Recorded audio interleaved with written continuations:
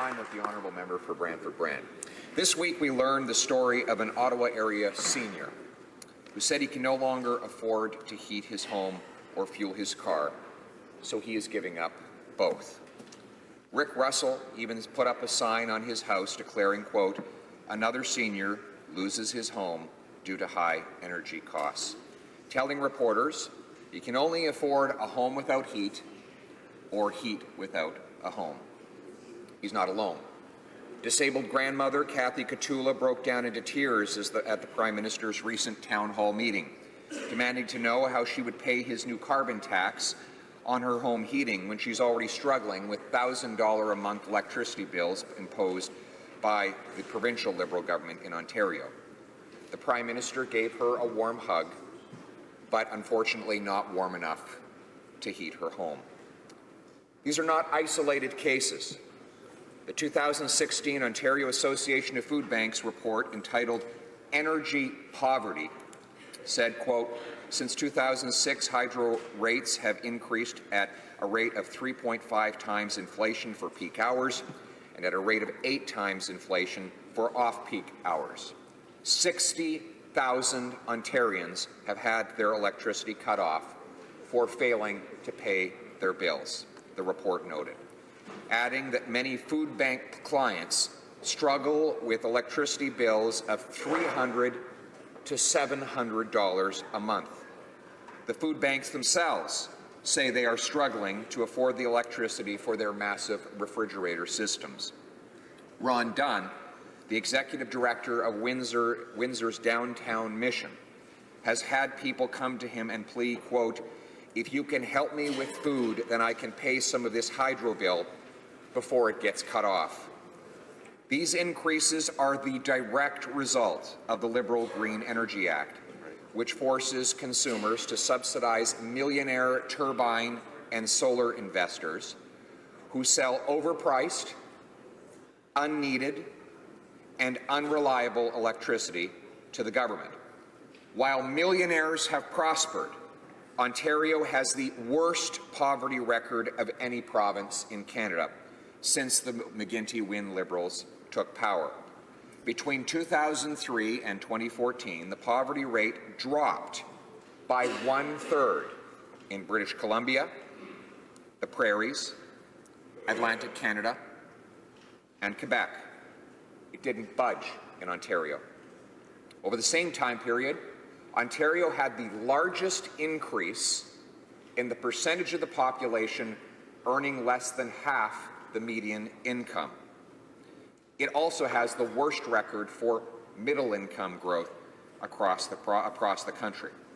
Ontario's Auditor General calculated that the government subsidies of wind and solar power companies will cost consumers like Kathy and Rick $170 billion, making the Ontario Liberal Green Energy Act likely the single largest wealth transfer from the poor and middle class to the super rich in Canadian history. Now, the national carbon tax will do to gas, groceries, and heating costs exactly what the Green Energy Act has done to electricity. A Statistics Canada official recently testified at the House of Commons Human Resources Committee that increases in fuel, food, and other basic necessities necessarily increase the number of people living below the poverty line. Even carbon tax supporter Nicola Rivers admitted that the tax will raise the prices of gasoline by 11 cents a litre, electricity by another 10%, and natural gas by over 15%. Annually, it will cost $1,028 per person, or $4,100 per family of 4, according to the Canadian Taxpayers Federation.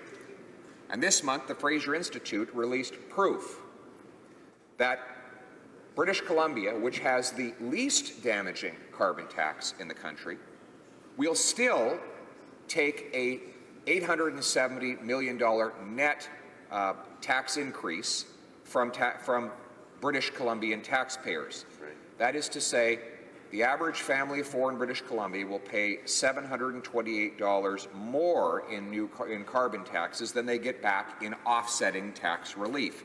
And that is the least damaging carbon tax in the country. We know that the burdens of these taxes fall disproportionately on the backs of those with the least for a number of reasons. First, we know that Stats Canada data shows that poor households spend roughly a third more of household income on the basic necessities that will be taxed, like gas, groceries, and heat. While wealthy households still buy these goods, they constitute a much smaller share of a wealthy household's income, and therefore the percentage tax increase is actually higher on those who are poorer, which is the very definition of a regressive tax. Second, the carbon tax will generate billions of dollars in new revenue for the government. Who will get that money? The answer is those who can afford to lobby for grants, rebates, and corporate welfare, under the guise, of course, of saving the environment. I return to the rebate that you can now receive if you can afford to buy a $150,000 Tesla car. So I guess Rick Russell, who's now had to give up his truck, if he wants to get back any of the money he's paying in the carbon tax, he will have to find $150,000 to buy one of these fancy Teslas or Mercedes-Benz electric vehicles, and then he can get $15,000 back. In reality, those wealthy enough to lobby for these rebates will get all the money back, as is so often the case with the theory of trickle-down government. Those at the top end up with the most. So that's why I filed an access to information request to find out how much poor and middle-class taxpayers will pay under the new Liberal carbon tax. And I asked for the government to provide documents such as briefing notes, analyses, projections, and emails regarding the impact of a $50 a ton price on carbon or a carbon tax on the Canadian economy. Please include any analysis on the price of carbon, on the impact on the consumer price index, median incomes, low-income household incomes, the poverty rate, the employment rate, and the unemployment rate. The response was ominous. Quote, imposing a carbon tax will lead to costs that will cascade throughout our economy, said this Finance Department document, referring to two tables that would tell how much households would pay. But those tables are blacked out. These tables would break down the cost of the carbon tax by income quintile for the very poor, the middle class, the upper income, and the rich. Now, the government says it wants to reduce the gap between rich and poor. Shouldn't they then jump at the opportunity to release data on the tax's impact on income inequality? Unless they have something to hide. Could it be, Speaker, that after running an entire election campaign on the supposed promise of taking more from the rich so that they could give back to the poor, that the government is doing precisely the opposite, and worse, trying to cover it up?